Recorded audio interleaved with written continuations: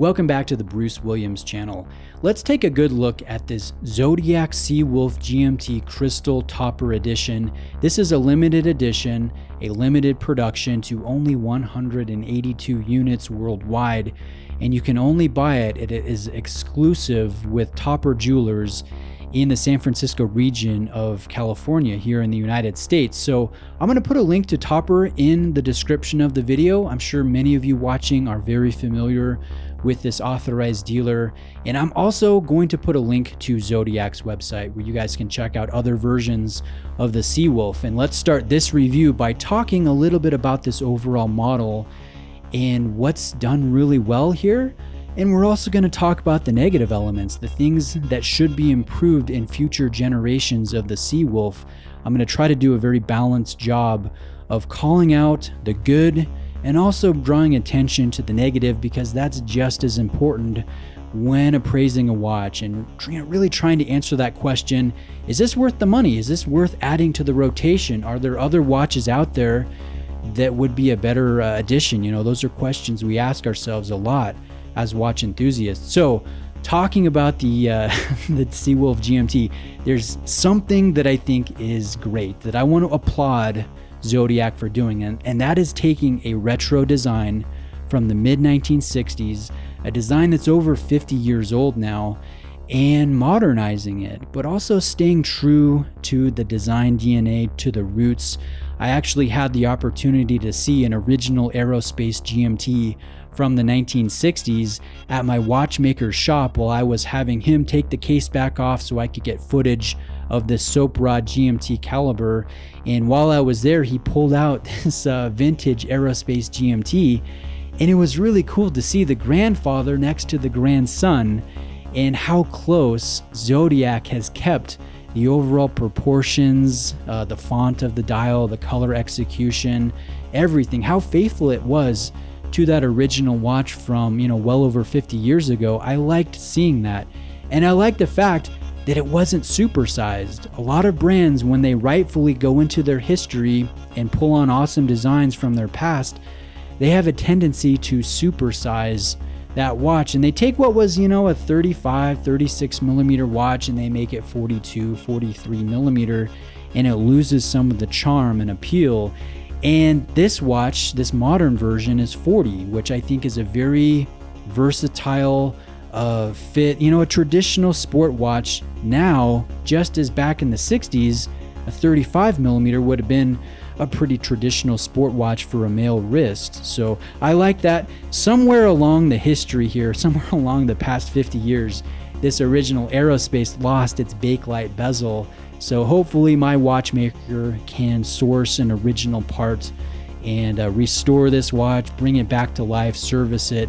I think that would be really great, but I just wanted to highlight the two side by side. I think Zodiac has done a very nice job, but that's not all. Look at some of their other colors and versions that they've done, and they are ridiculously bold and loud and flavorful, and in some cases borderline obnoxious.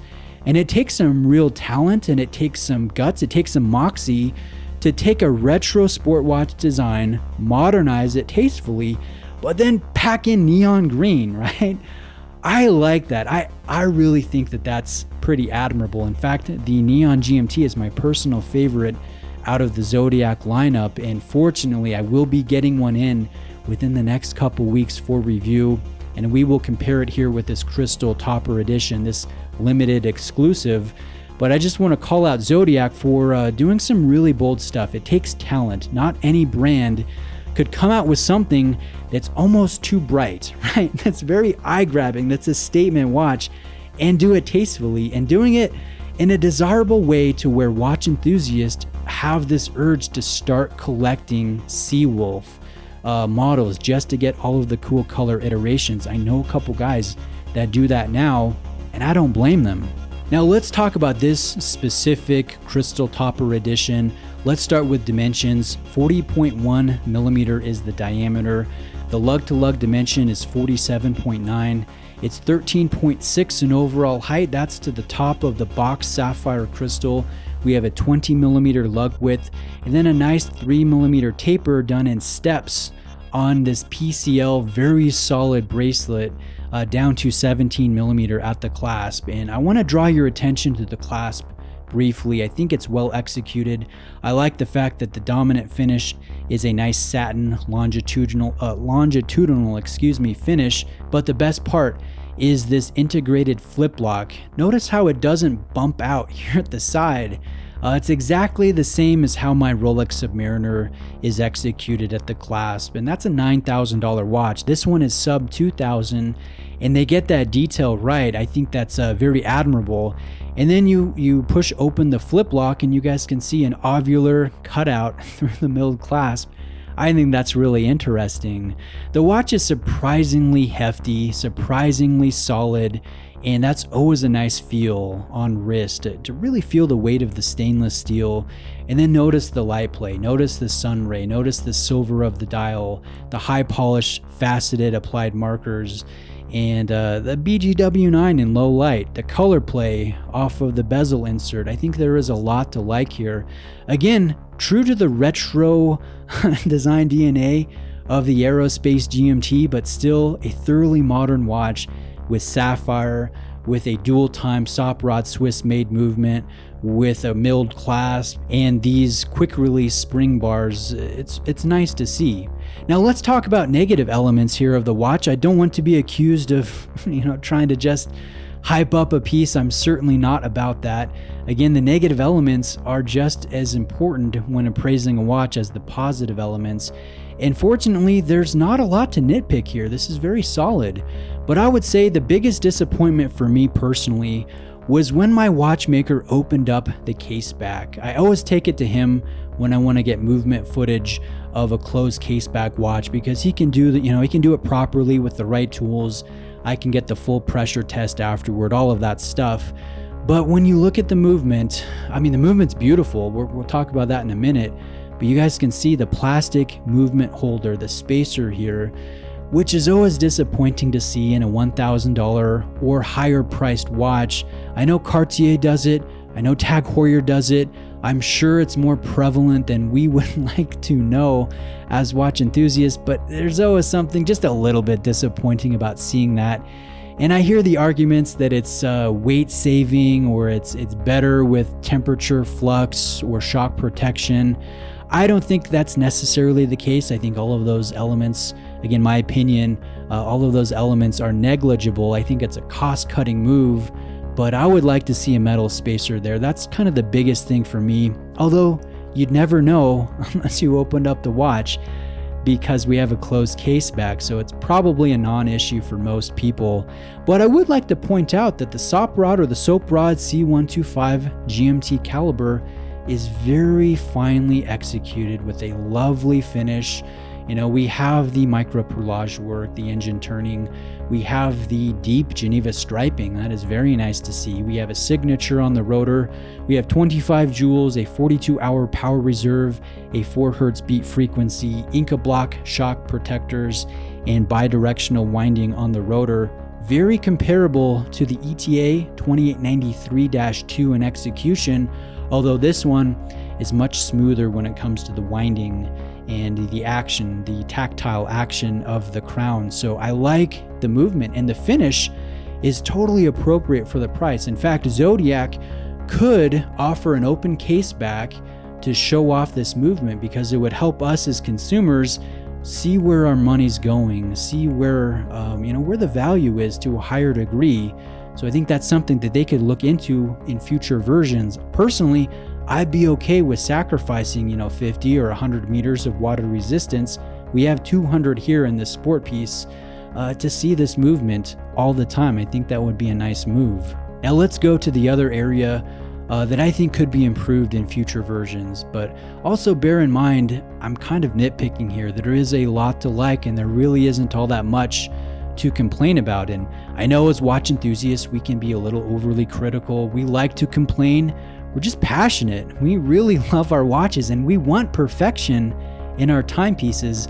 I'm going to point your attention to the indexing here on the bidirectional bezel. I like the font. I love the color. I like the execution. I like the scratch resistance, but it would be better if this was fully loomed. So in low light, I got to see the bezel in all of the BGW9 glory, the cyan tones. I think that would be so satisfying as a watch enthusiast. You know, right now, just the triangle is loomed, which is adequate. That's appropriate, but it could be better. And so Jared, I know Jared at the Fossil Group is going to be watching this video. Maybe you could pass along that suggestion to the right person at Zodiac in the production team, because I think that would be really well received in the watch enthusiast community. So, take that for what it's worth.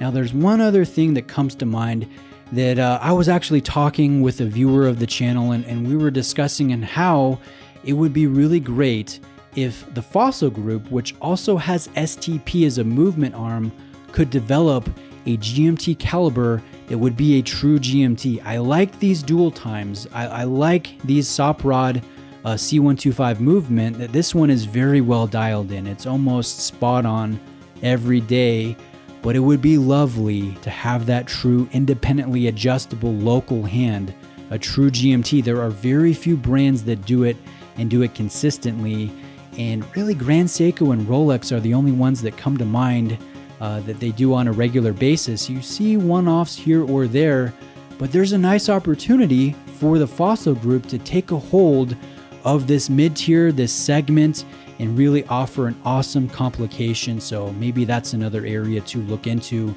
for future releases of the Sea Wolf GMT. But otherwise, this is a really satisfying watch. It's surprisingly solid, great size, great versatility, lovely color schemes and options.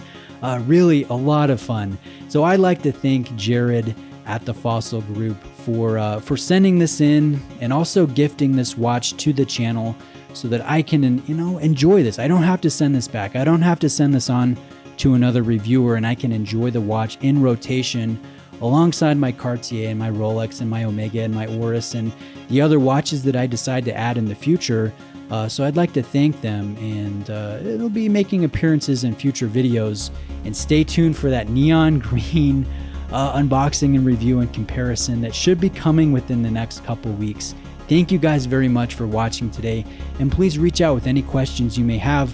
Hope you have a great day, and I'll see you next time.